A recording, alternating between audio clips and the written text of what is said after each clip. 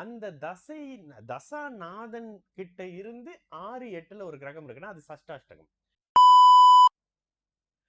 வணக்கம், நான் உங்கள் விக்கி ப்ரோஸ். நமக்கு எண்கணி ஞானத்தையும் வேத ஜோதிட ஞானத்தையும் ஆன்மீக ஞானத்தையும் வழங்கிய அனைத்து குருமார்களுக்கும் நன்றி. அண்ட் அதே வேளையில் இது ஒரு ஜோதிட விளக்கு வீடியோ விருப்பம் உள்ளவர்கள் தொடர்ந்து பார்க்கலாம்.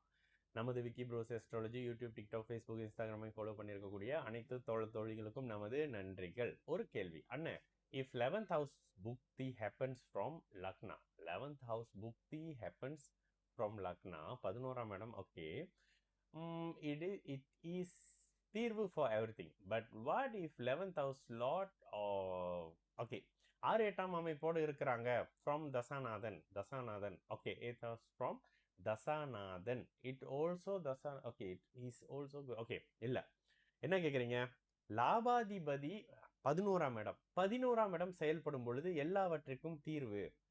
இது லக்னத்தை பொறுத்ததுதான். ஓகே, இந்த 11ஆம் பாவகம் செயல்படக்கூடிய தன்மைகள் உங்களுடைய ஒரு பிரச்சனையின் முடிவு, லாபம் உங்க கைக்கு வர்றது, பிரச்சனையை ஒரு முடிவுக்கு கொண்டு வர்றது, நோயை தீர்க்கக்கூடிய அமைப்பு, வெற்றி வரக்கூடிய அமைப்பு, குறிப்பாக லாபம் மாதிரியான அமைப்புங்க. இந்த தசை நடக்கும்போது அந்த தசாநாதன் கிட்ட இருந்து 6-8ல ஒரு கிரகம் இருக்குன்னா அது சஷ்டாஷ்டகம். கண்டிப்பாக சஷ்டாஷ்டகம் ஏதோ ஒரு பிரச்சனையை பண்ண போது, அந்த கிரகத்தினுடைய காரகத்தை கெடுக்க போகுது அப்படின்னு அர்த்தம். ஓகேங்களா? எந்த கிரகமா இருக்கு, ஒருவேளை 11ஆம் அதிபதிக்கு சுக்கிரன் சஷ்டாஷ்டகமா இருக்கிறாரு, இவருக்கு ஸ்தான பலம், சுபத்துவம், ஆட்சி உச்சம் இல்லாத நிலையில அவரு காரகத்தை கெடுக்க போறாரு. சனி இருக்கிறாரு, காரகத்தை, ஆதிபத்திய அமைப்புகளை கெடுக்க போறாரு. இது சஷ்டாஷ்டக அமைப்புகள்ல வந்துரும் பிரதர். சஷ்டாஷ்டக அமைப்புகள்னு வரும்போதே உங்களுக்கு தெரிஞ்சிடணும் ஏதோ ஒரு பிரச்சனைகள் வரப்போகுது அப்படின்ற மாதிரியான விஷயம். ஓகேங்களா? அப்ப அடுத்த நிலைகள்ல 6-8 அமைப்புகள் கிளியர் ஆகி எப்போ லக்னத்தை, இது ரொம்ப நுணுக்கமான விஷயம் பிரதர், இதெல்லாம் யாருமே உங்களுக்கு சொல்லி கொடுத்துருக்க மாட்டாங்க.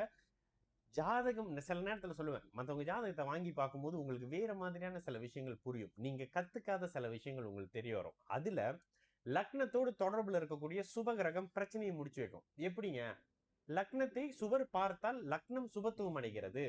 சுபத்துவம் அடையக்கூடிய லக்னத்தினுடைய தசா புக்தி அந்தரங்கள் வரும் பொழுது அப்பான்னு நீங்க நிம்மதியா இருக்க போறீங்க. இது ராசிக்கு பொருந்துமா? இல்ல. ஏன் ராசிக்கு பொருந்தாது? ராசி கோச்சாரத்துக்கு தானே, லக்னம் தானே தசாபுத்திக்கு. அப்போ தசாபுத்தி அமைப்புகள்ல லக்னத்தோடு ஒரு சுபர் வந்துடுறாரு, லக்னாதிபதியே வந்துடுறாரு, அவருக்கு சுபத்துவ நிலை வருது அப்படின்றப்ப உங்களை பிரச்சனைகள்ல இருந்து மீட்டெடுக்க போறாரு.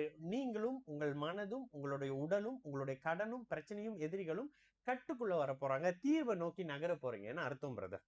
இதுக்கு தாங்க அந்த சுபத்துவம் உங்களை காப்பாற்ற போகிறது. பாபத்துவம் உங்களை குழி நோண்டி புதைக்க போகுது. இவ்வளவு தாங்க ஜோசியம். இது மட்டும் புரிஞ்சிருச்சு, நீங்களும் உலக புகழ் பெற்ற ஜோசியர் தாங்க. இதை வச்சுக்கிட்டு தாங்க எல்லாம், நான் உள்பட எல்லாரும் அப்படியே ஜிகி ஜக இது காட்டுறது எல்லாமே இந்த ஒன்னே ஒண்ணு புரிஞ்சுக்கங்க. சுபத்துவம் நல்லது பண்ண போது சம்பாதிக்க போறீங்க, பாபத்துவம் கெடுதல் பண்ண போது நஷ்டப்பட போறீங்க, கஷ்டப்பட போறீங்க. இவ்வளவுதான் ஜோசியம். சரிங்களா? நான் உங்களுக்கு ப்ரோஸ், நல்லது நடக்கும், எல்லோரும் நல்லா இருப்போம். வணக்கம்.